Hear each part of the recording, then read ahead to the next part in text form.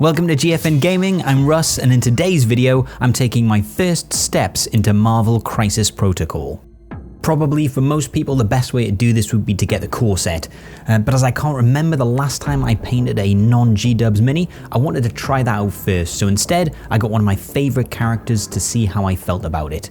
I consider myself a hobbyist first, so if this part of the game isn't enjoyable for me, it's very unlikely I'd continue any further. I have a few favourite characters from the Marvel Universe, almost exclusively villains, which is worrying, and all of them have models out for the game at the moment, so you got Doc Ock, Green Goblin, Mr. Sinister, but I ended up going with Omega Red. My boy's got whippet tentacles coming out of his hands. My thought was if I really enjoyed the process of painting this familiar character, I might enjoy the process of painting more, and if the game's as good as I heard, then that's just a bonus. Anyway, let's have a look at what's in the box.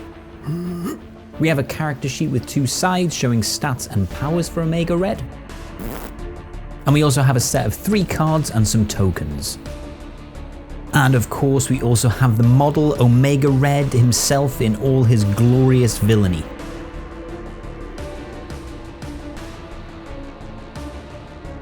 So here's the mini in his birthday suit. First impressions are very positive, I really love it, I can't wait to paint it. It's not heroic scale, so it's relatively realistically proportioned.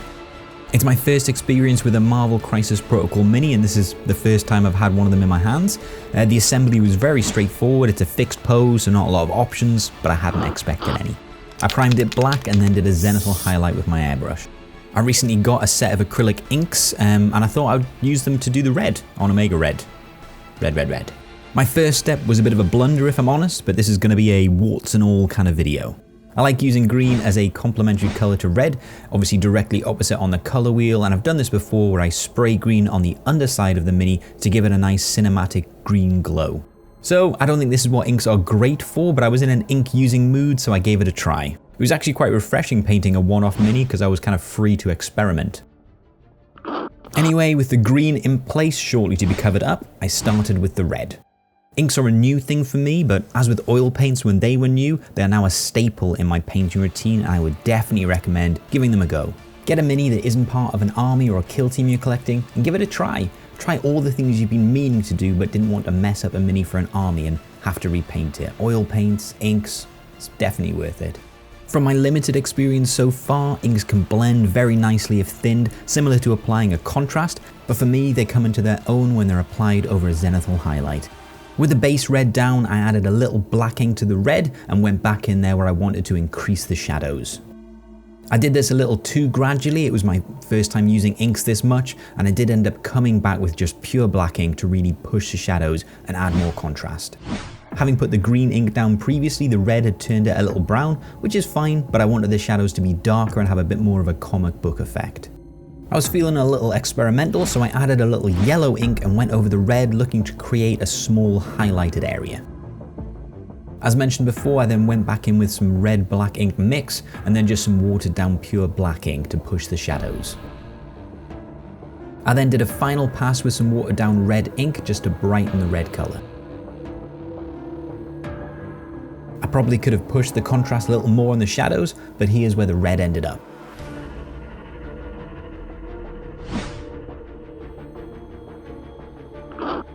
I'm planning on using 2 different metallic colours for Omega Red, one for his armour and then one for his tentacles.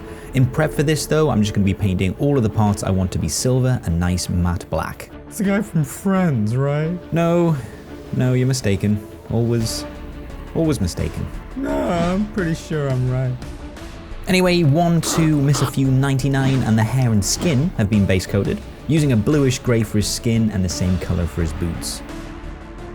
I don't tend to focus much on the feet of models. I'm planning on caking on some pigment powder to dirty them up a little, so a decent covering of paint is all that's really needed. It's not going to be a competition piece, I just want it to be tabletop ready.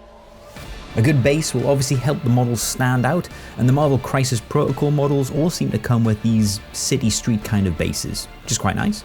He's also sporting a very nice tactical rock, but I dare say you could kit bash up some fallen civilians for him to be trampling, or your opponent's regular hero. For the base, I'm just using a muddy brown, and then I'm stippling on leftover colours from my palette. Some of the grey watered down from his skin. The whole base is going to be hit with some washes and pigments to kind of tie it all together. To really make them shine and look different, I'm going to be painting the tentacles with Vallejo's liquid silver, but first I'm just giving it a layer of black. I'm not a very organised painter. I tend to just paint the things that are standing out to me at the time instead of any real order, so at this point I mix up a little black and blue wash to make it a little colder, and I wash the skin and the boots with this. I then go back over the boots with just the black to make them slightly different to the skin tone.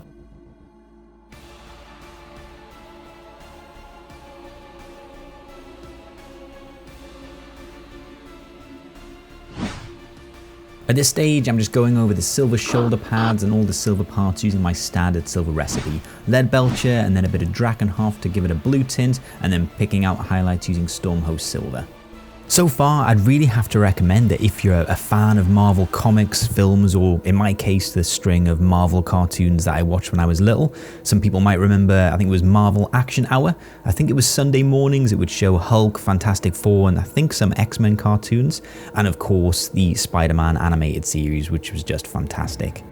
So if you are a fan, but perhaps maybe you're not interested in the game, I'd probably still recommend maybe picking up a model. It's actually a birthday gift, and although I did suggest it, I really wasn't sure if I was going to enjoy the process of painting it, but it's been so much fun. The slightly larger scale is so nice to paint for a change, and it has a completely different feel for me than painting my kind of usual 40k minis. Also, because they are based off the comics and the characters, they tend to have very simple paint schemes, or at least Omega Red has. I'm not picking out the pouches on his belts in leather. He's red, silver, and white, and he's got a Bon Jovi hairdo.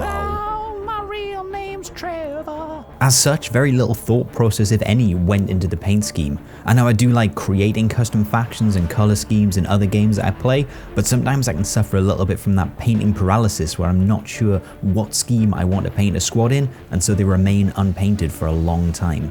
But this whole process was a lot more relaxed and just felt a lot more like downtime. Trying to run a channel, a lot of the time painting new models can sometimes feel like an obligation, especially when you collect as many different factions as I do in order to sample all the different flavors of Kill Team.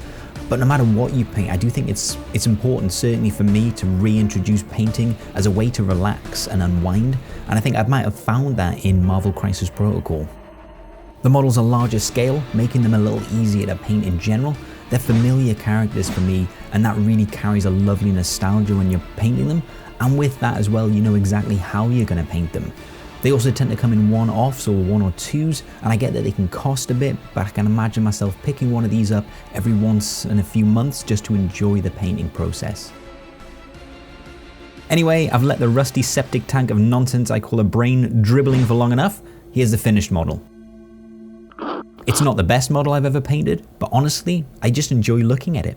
It was fun to paint, and it does bring me strong nostalgic vibes. I enjoy the process, and now that it's done, I enjoy the finished model.